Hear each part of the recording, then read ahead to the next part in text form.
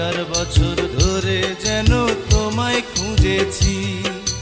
তুমি আমার জীবন মরণ আজকে বুঝেছি, আজকে বুঝেছি।